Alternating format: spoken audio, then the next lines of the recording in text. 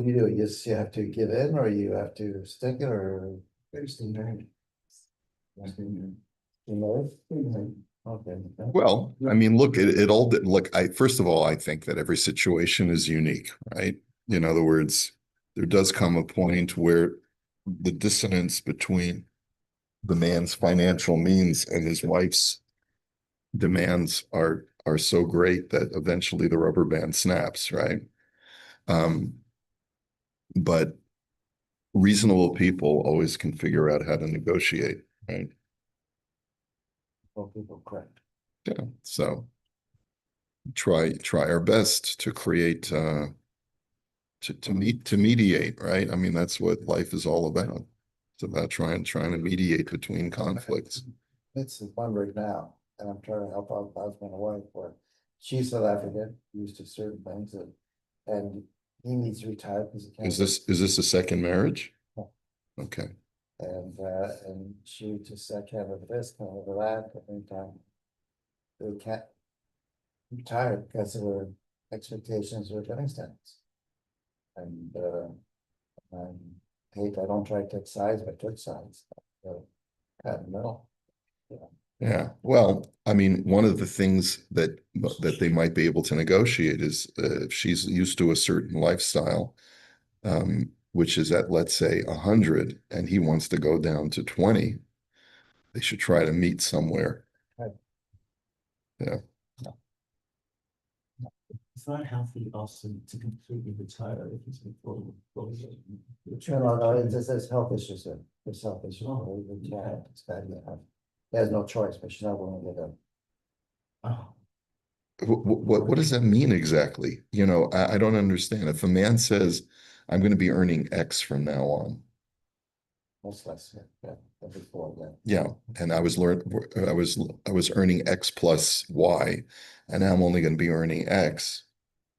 How does how can she say, I want you to pull out cash out of your, out of the wazoo? How does she do that? Oh. So does she offer a solution? I don't know. more. It's just a no answers for it, that's it. And it's like dealing with difficult people is the next part, having her getting to death. That's part two. She can't live without this, she had no wish, she can't, not have this. And she live without him. Getting back to that point, John, she's gonna lose her husband. She'll lose him medically. Yeah. Yeah. So it really all boils down to that. Would you rather have a living husband? Or and then in which case, if she loses her husband, she's really going to be on the street, right? No, they don't have it. No, they had it. Yeah, they had it. What's it called? Critical illness insurance, which is large, but of course, you're qualified for even back the money for that because it's an issue. But that's what it's all about. Anyway, last night I gave a shiur on something that we had learned together in the Baruch Omer Sefer. If a woman is a widow and she has her first husband made her wealthy, and now she's lonely and she wants to remarry, what can she do to protect her assets going into the second marriage? Al pi halacha.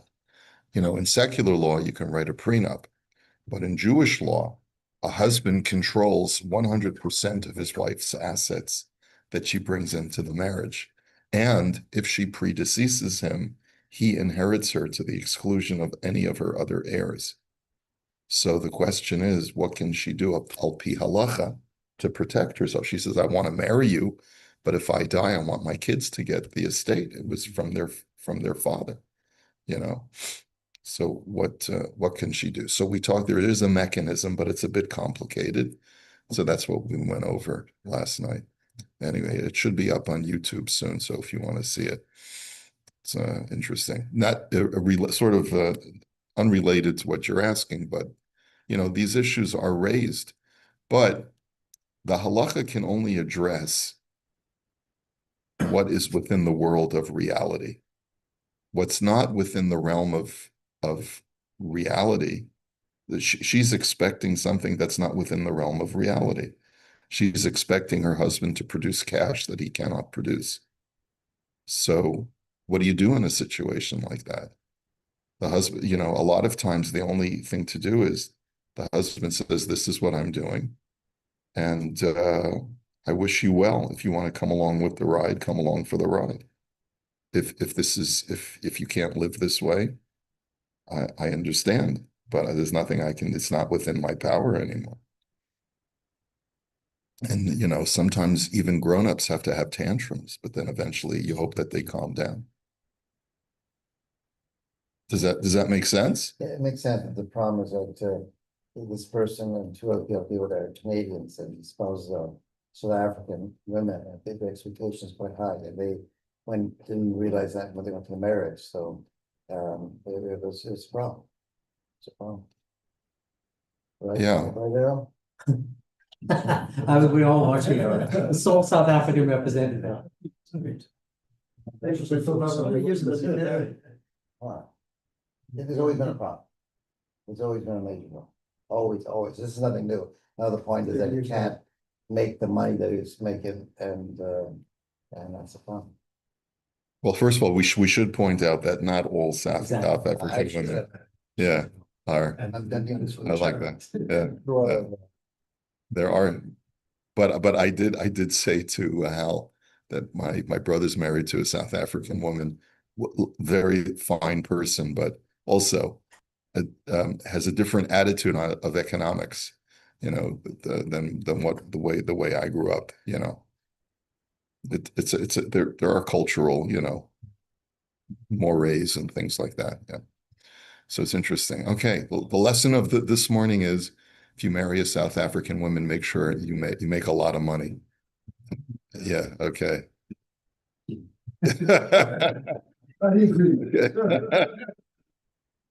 Okay. All right. So Glad my wife only half said that. We just half the expectations. okay. So here's the halacha that we were up to. If a person has an animal that he declares to be hefker and releases the animal into the public domain, what are his liabilities? Okay. Now he took off the collar. He completely, or he has a snake and he releases the snake into the public domain. And he says, I don't want you anymore. I'm getting rid of you. This happens, it does happen. And people pay fines and they get arrested if the animal creates mayhem. But in halacha, what are this person's liabilities?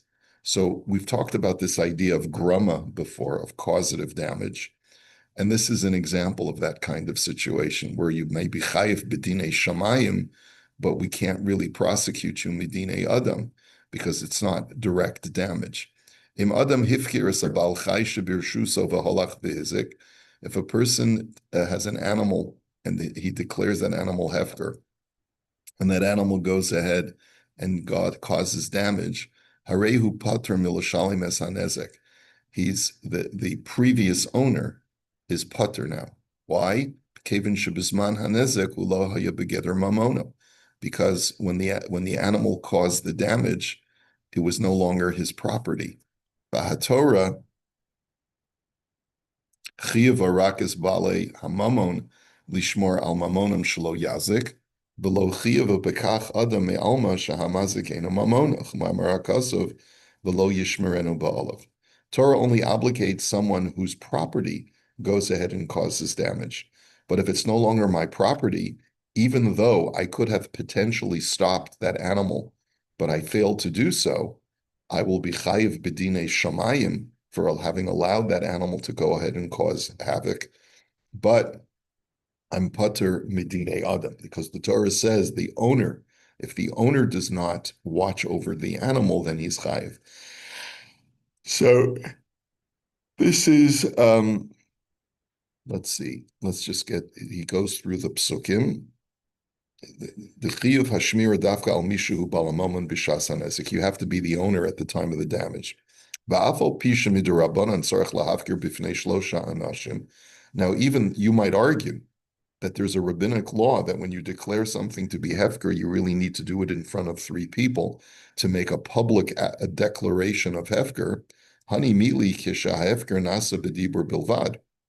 That's only when the hefker that is being done is just through verbiage, meaning that you're not doing any action. So, for example, when we burn our chametz and then we say kol chamira v'chamia, we're making a declaration of hefker, right? But we don't have, there's no halacha that says you have to make that in front of 3 people. It's because we're accompanying that declaration of hefker with either an action of searching or an action of burning. So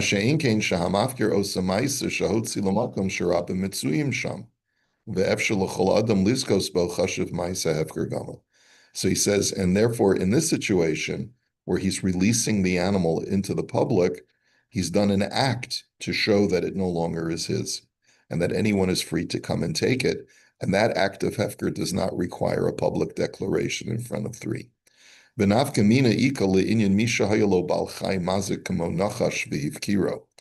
says that the ramification will be if a person has a damaging pet, like a snake and the like, and he makes it hefker. The ladas hatoisvis v'harashma, av shehanachash hizik b'rishus harabim b'term b'alei nachash migzeres hakosov v'afilu midinei shamayim. That according to Tosfos and the Rashba, which Tosfos and Rashba is he quoting? I must have missed something. He says you're going to be pater even midinei shamayim, because because at the very beginning the Gemara, he brings the Gemara v'hu ad biva alav v'hemisish, that if a person was warned about his animal because that this animal already has shown that its ferociousness, and it goes ahead and kills a person. Gezeras hakosav l'shalom l'niskei bal chaim shabir shuso.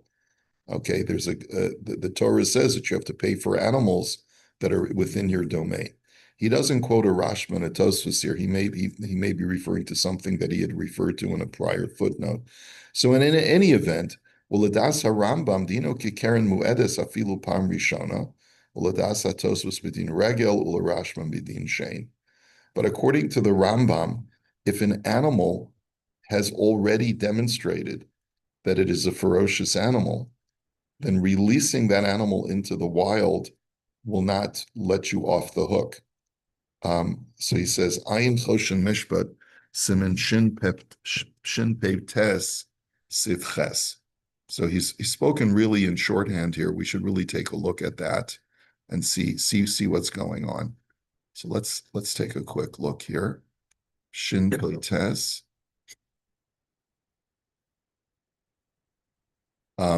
What do you know offhand, Marv, what the law is in secular law? Yeah, I don't think anything turns, like for the Dog Owner Liability Act or the Dog Owners Responsibility Act, you have to be an owner to be liable under that act. But if you don't own the dog, let's say you're watching your friend's dog, or it's not a dog, it's a snake. I don't think ownership really is the key. The key is whether or not it could be negligence. So you'd have a duty of care to make sure that people are relatively safe with whatever you do. Right. So I think would probably, if it's negligence, then they'd be liable even if you're not an owner. Well, the dog walker type of thing. Could be whatever, something else, right? Whether you're paid or not paid? Yeah, Can't be it negligent. doesn't matter if you're big or not. Holding a dangerous cat or something like that and you unleash it off in a raccoon, whatever it is. You probably would have a duty to take care of safety of other people, right? Maybe occupier's liability or negligence or something like that. All right, so if you look at the screen, it's the Shulchan Aruch writes, Chamisha minei chaya mu'adim mitechilas b'riyasan lahazik. There are 5 different kinds of living creatures that even before they have any record whatsoever of doing anything, there's a presumption and already an established fact that these animals, if left to their own devices, are going to injure. They're going to cause damage. Afilu imheim b'nei tarbut, even if they've already been tamed. Lefichach im hiziku o heimitu b'negicha o b'neshicha u'derisa v'chayotze b'hem chayiv nezek shalim. And therefore, if they ended up killing or damaging, either through goring or biting or treading upon and so forth, a person would have to pay full damages, even though normally when my animal acts maliciously, I normally only have to pay half damage if it's a first-time offense. But in these kinds of situations, owning such an animal is already, it's like having a pit bull, right? Or the Eluhain. So these are the animals. Number one, Haze'ev, a wolf. The Ha'ari, a lion. Hadov, a bear, even though a lot of people are called by these names. These are common Jewish names, Zev, Aryeh, Dov, but these are animals that you want to stay clear of in the wild. The Hanamer, which they usually translate as a panther. The Habardalis. I forget what animal is the Bardalis. I used to know what that animal was. I think it's like a weasel or some other kind of, or it could be some kind of reptile. Let me just look it up and see what the translation is. A cheetah. A cheetah. Okay, so it's some kind of feline animal. That's how they translate it. V'chein hanachash, but then an additional one is if a snake bites, harei muad. It's already an established damaging animal. Vafilu haya ben tarbut, even if it was already cultivated domestically. V'yesh omrim davka nachash muad l'chol minei hezek, aval ha'acherim enu muadim elamas shedarkan bekach. Some say, says the Ramah, that it's only if you have only a snake is an animal that can never be tamed for all different kinds of damage. So whether it's a constrictor or whether it's a biter or whether it's just snakes, you stay away from always. There's no such thing as a domesticated snake. But these other animals on the list, some of them can be some of them are only considered to be assumed damagers for specific kinds of behavior. Kagon ari lidros v'ze'ev litrov avalo ipcha. So we know that a lion, for example, pounces, and a wolf tears apart with its teeth. In other words, but if the opposite were to take place, then these animals would not be all of a sudden presumed to be damagers, and therefore the owner would only have to pay half damage and not full damage. It's unusual activity for that animal. Because it's unusual activity for that particular animal. At the end of the day, it's do the same thing. The lion rips apart and the wolf rips apart what he catches the prey. Correct, right, but it does it with a specific part of its body, and I think that's the issue.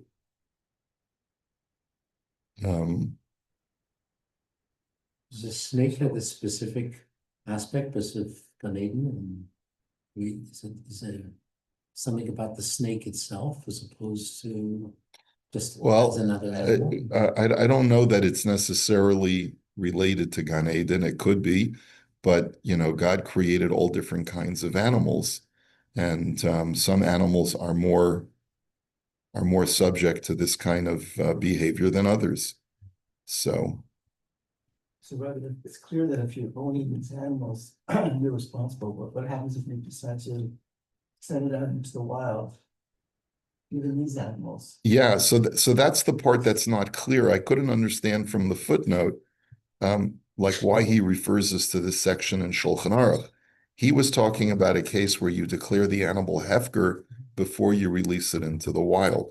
Let's see what the Aruch HaShulchan has to say about this.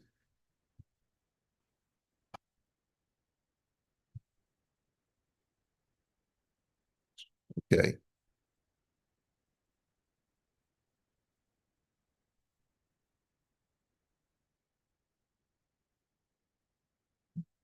So he lists the animals, brings the opinion of the Ramah, the Yesharman, the Dafka, Nachash, Shumud, L'chol Min, and Yezikin, Avol ha'acherim einu mu'adam l'chol davar ela b'masha darken b'kach. Ari darko lidros biraglo, like a lion normally just mauls with its legs. Ula ochla kishehi chaya adayin, and he eats the animal while it's still alive. Otorfa beroges l'shnei chatichos umanicha ve'ena ochla, or he tears it apart in its anger into two pieces and doesn't eat it. Aval l'tarfa ulahamiso ula'ochla miyad ein darko bekach, but to rip it apart and to kill it and then to eat it immediately is not usually what a lion does. But a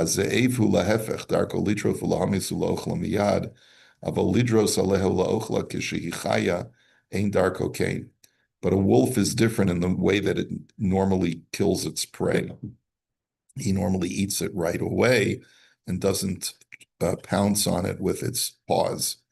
Lefichach ari bidrisa ze betrifa avimoid mitchilasa kishen beregel aval ari betrifa v'ze bedrisa ava bekeren v'dov v'nomer bardalas dinam kizev. Okay, so he's just really quantifying the animals. Let's see if he talks anything about the idea of hefker. Let's see. No, he doesn't deal with this shaila.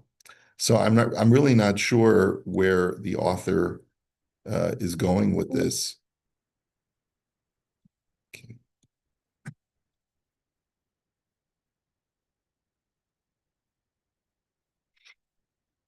So let's get back to our text.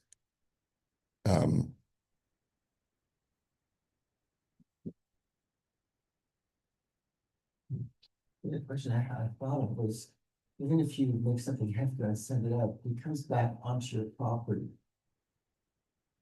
Yeah, you don't automatically reacquire something.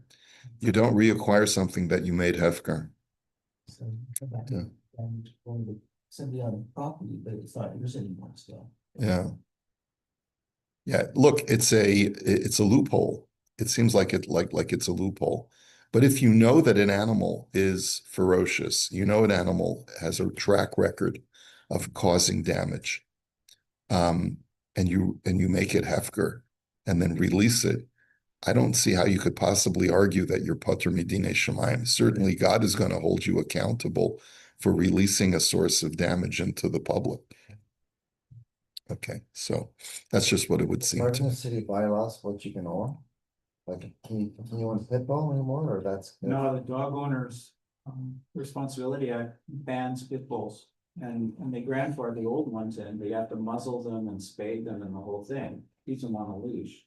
But you can't, illegal to own. Is that just in the city of Toronto, or is it? It's across the province. It's in the province-wide legislation. It actually has the whole 6 or 7 subcategories of what pit bull family-related Species. Species, yeah. It says you can't have this, you can't have that. Like a Doberman? Yeah, well, whatever. Doberman's 6 or 7.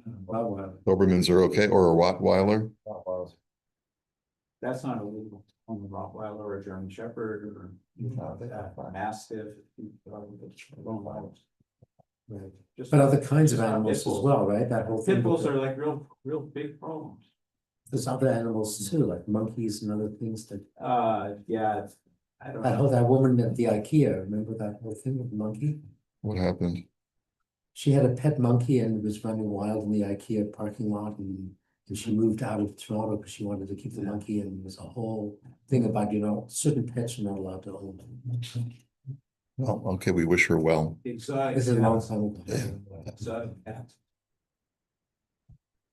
Minky. Minky. A minky? Pink Panther. You guys kept calling that a monkey. How about a Minky. There was a case like that? No, Peter Sellers in the movie. Oh, no, I don't remember that. Joke, the guy says, "What's that monkey?" He goes, "What? Minky?" Okay. Okay. All right, let us go on. Adam shechafar bor b'rishus harabim, o shehiniach takala kagon coats. If a person digs a pit in a public domain, or he places something that could cause damage, like putting a nail or some other kind of sharp instrument attack in the public domain.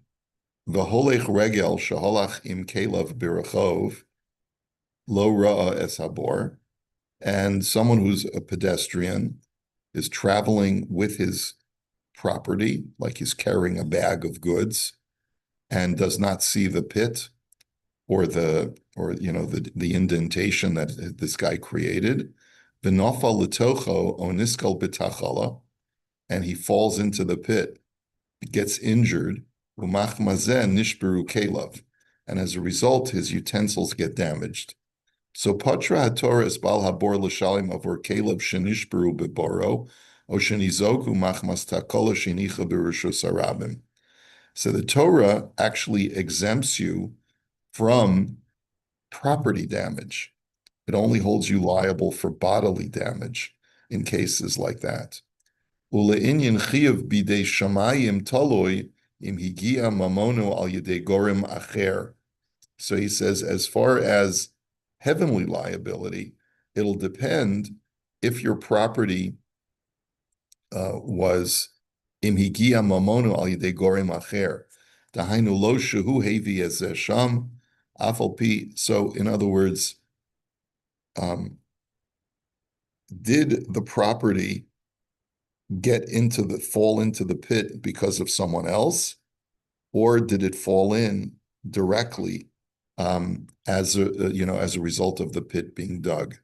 Afal pi shechayv midin bor im nitkal bal chayim v'nizok, aval b'dinei shamayim yitachin sheyapoter kagon shenishberu kelim o hitlach lecha beged.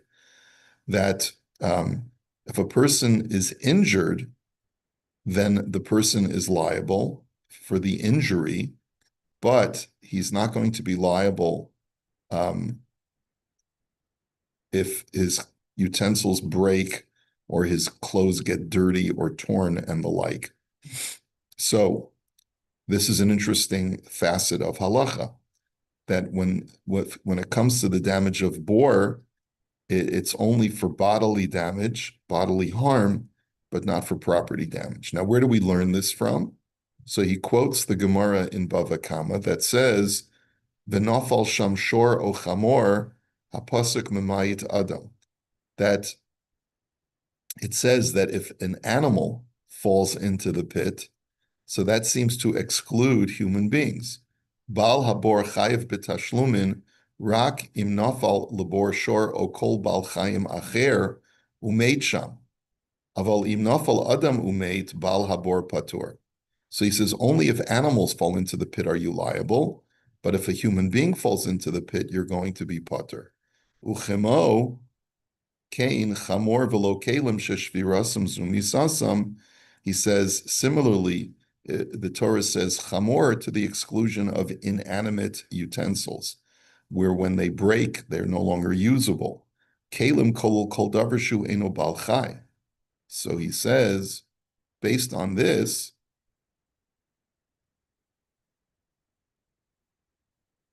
you're going to be pater midinei adam, but you're going to be chayev midinei shamayim. Okay, Chazon Ish disagrees and says that even midinei shamayim, there are times when you're going to be pater. This is also not clear.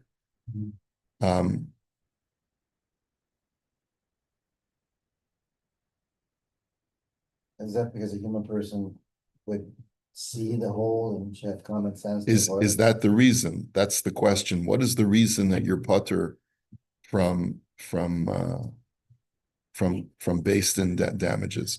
Okay, we'll hold it here. We'll try to get clarity tomorrow. Have a great day, everybody.